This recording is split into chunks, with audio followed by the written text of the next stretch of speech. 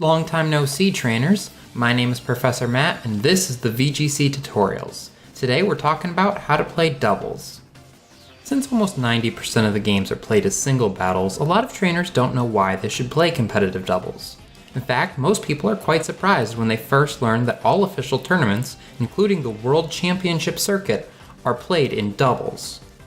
What the regular game fails to show you, though, is how fun doubles can really be. The really unique part about it is, of course, that you use two Pokemon at once.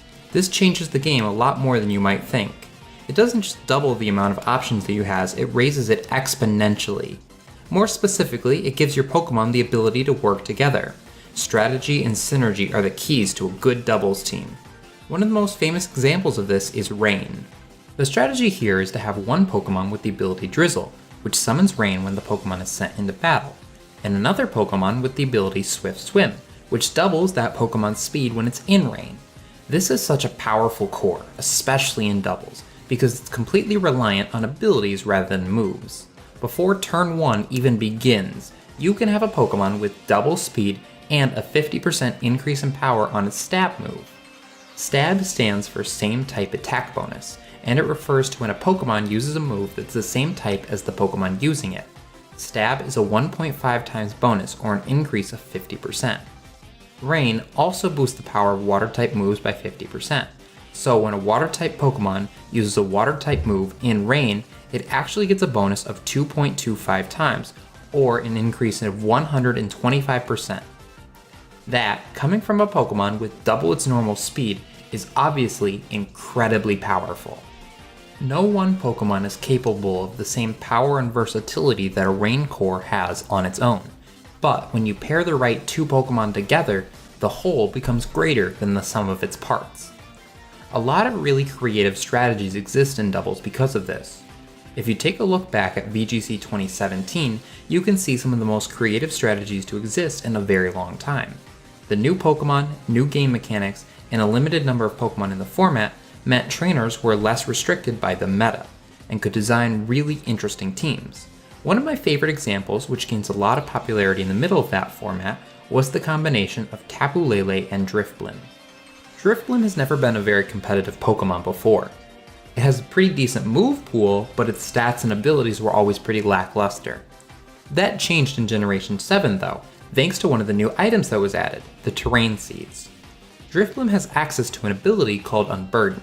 This ability doubles the Pokemon's speed when its item is lost or consumed. This has never really been useful before because there were no items that could easily and reliably be used to trigger this ability. You would have to wait for very specific conditions to be met, like eating a berry or being hit by knockoff. Terrain Seeds and the Island Guardian Pokemon changed that. Terrain Seeds are consumed as soon as a Pokemon is in its matching terrain. So if a trainer leads with Tapu Lele and a Drifblim holding a Psychic Seed, that seed will always activate and Drifblim's speed will double. This turned Drifblim into a very useful support Pokemon. It has moves like Tailwind, Will-O-Wisp, and Haze, and thanks to Unburden, it is now fast enough to make great use of them. Not every team has to be quite so complicated though. Sometimes Pokemon can work together in a much simpler way. A great example of this is the core of Mega Gengar and Z Como-O, used in VGC 2018. When Ultra Sun and Ultra Moon were released, Como-O got a much needed buff in the form of an exclusive Z move called Clangorous Soul Blaze. This is without a doubt the most powerful Z move in the game. It's a 185 base power move, and is the only Z move in the game that does spread damage, and after you use it, it increases all of Como-O's stats by one stage. This undoubtedly makes Como-O a very threatening Pokemon. But of course, it still has the same glaring weaknesses. Como-O is doubly weak to Fairy-type attacks and the Island Guardian Pokemon, which are some of the most powerful and most popular Pokemon to be released in Gen 7, are all Fairy-type. Despite its power, the 2017 and 2018 metas were very much not in Como-O's favor. That's where Mega Gengar comes in though. Fairy types are weak to poison, and Mega Gengar is one of the fastest and strongest poison types in the game. Gengar will protect Como-O from the fairy types so that he's free to use his super powerful Z move. However, there's still one issue with this. Some fairy types, especially some of the Island Guardian Pokemon, are bulky enough to live through one attack from Mega Gengar. If they live, they'll be able to knock Como out before he can make use of his Z move, or at the very least make his stat boost totally worthless. The solution here is the move Protect. People who only play singles tend to think of Protect as a move that's only useful for stall. You can't attack and use Protect at the same time, so it's really only helpful if you have some sort of damage over time or healing over time effect. In doubles, however, you actually can attack and use Protect at the same time. Well, more accurately, you can Protect with one Pokemon and attack with the other. If Como-O uses Protect, Gengar can fire off an attack into the Fairy type. And even if it doesn't KO, Como-O doesn't have to worry about being in danger. Then on the next turn, Gengar can fire off another attack, knocking out the Fairy type and leaving Como-O to safely use its Z move once again. I used the specific example of Mega Gengar and Como-O to illustrate why using Protect is important, but this is applicable in many, many, many more situations. Other examples might be if you have a Pokemon being threatened and another Pokemon that can KO the threat, but it's too slow to KO the threat before it can attack. Or maybe you have an answer to the threat that isn't on the field at the moment, so you have to Protect with one Pokemon while you switch it in.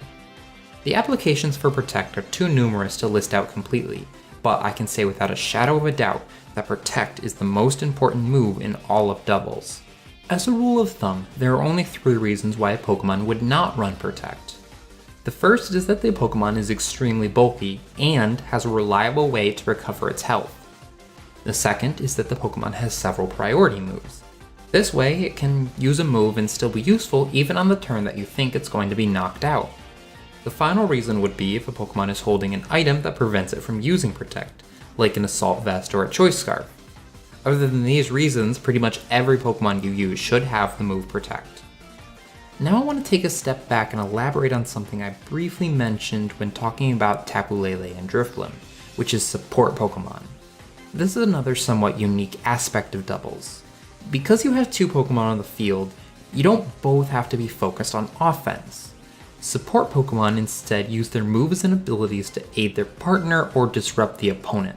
This is building upon the idea of your Pokemon working together.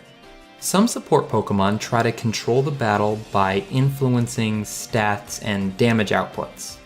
Support Pokemon can carry moves and abilities that either raise the stats of Pokemon on your side of the field or lower the stats of Pokemon on your opponent's side of the field. Popular examples of this would be Snarl, Intimidate, Helping Hand, Will-O-Wisp, and many more. Alright, here's a quick side note because some of you might not actually know why Will-O-Wisp is so important. Burns actually do more than just apply damage at the end of each turn. When a Pokemon is burned, their damage output from physical attacks is actually cut in half. This can make burning a powerful tool for support Pokemon.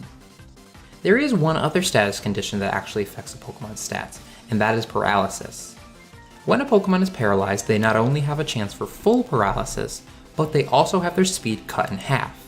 This used to be a very popular method of speed control, but it dropped significantly in usage in Generation 7.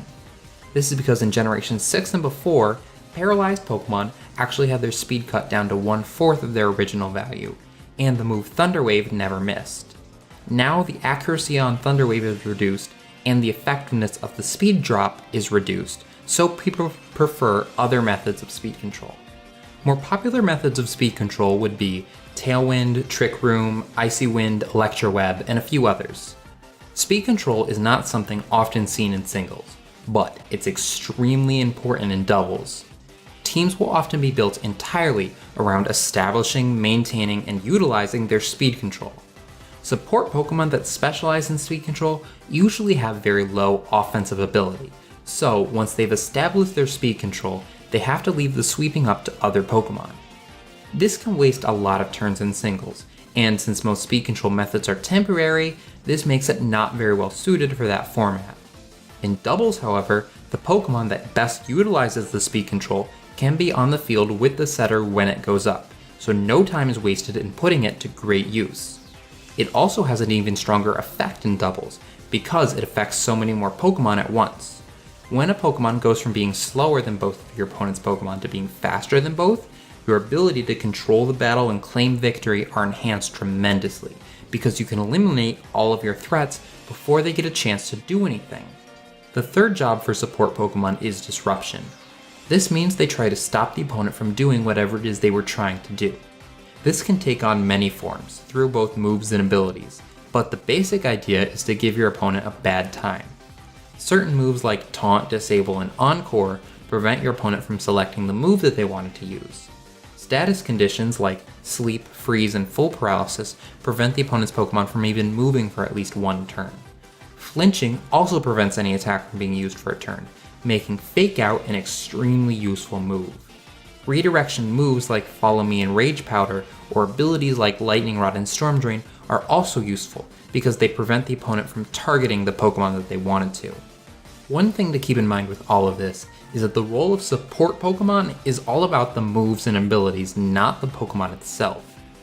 A support Pokemon that you're using doesn't necessarily have to do all three of the jobs of a support Pokemon, and it doesn't have to specialize in just one. The important part is to use whatever fits your team. You don't necessarily have to have a dedicated support Pokemon either. Sometimes offensive Pokemon that cover each other's weaknesses is enough, like in the Mega Gengar and Kommo-o example. Other times, trainers like to have support, but they spread it across to all of their Pokemon rather than having one Pokemon dedicated to the role. An example of this that I personally enjoy is Araquanid and Alolan Marowak. These are two very heavy-hitting Pokemon. If you ask someone, they would typically tell you that the role of these Pokemon are Trick Room Sweepers. However, they have a very interesting effect when used together. Araquanid is particularly weak to electric-type attacks, but Marowak has the ability Lightning Rod, which redirects electric-type attacks towards him and makes him immune to them. In return, Araquanid can use the move Wide Guard, which blocks spread moves like Rock Slide, Muddy Water, and Earthquake, all of which Marowak are weak to. Neither of these Pokemon should be classified as support Pokemon, but when used together they support each other in little ways, making the whole once again greater than the sum of its parts. I have a word of warning for all of you, however.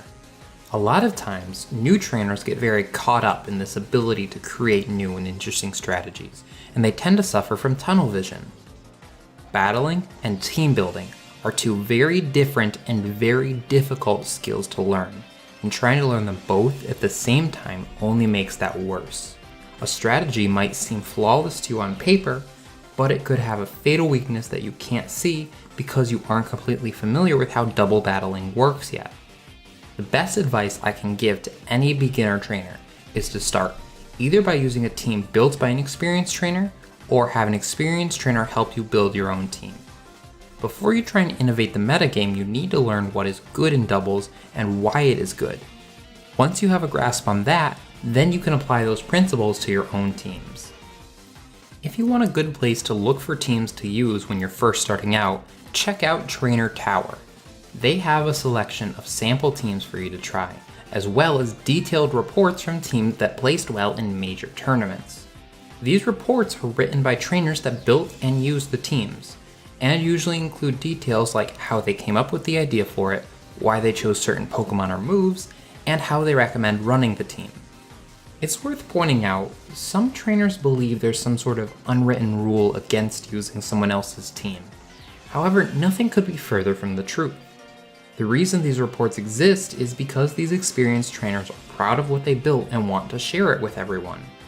Nothing makes these trainers happier than seeing someone else testing their team and using it as a starting point for their own team.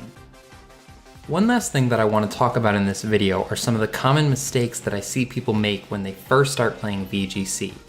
A lot of this stems from people trying to apply principles from competitive singles that aren't applicable, but it's worth knowing these even if VGC is your first competitive format. The most common mistake I see is the use of entry hazards like Stealth Rocks or Spikes. These are an incredibly important part of competitive singles because of how long those battles last and how often people switch their Pokemon around in those formats.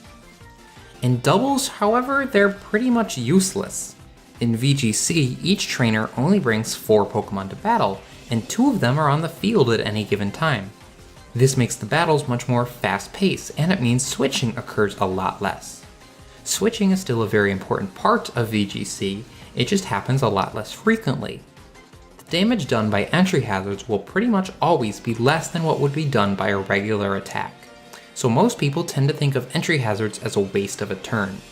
When building your teams, there's no need to worry about including entry hazards or a way to clear them, because you'll pretty much never see them used.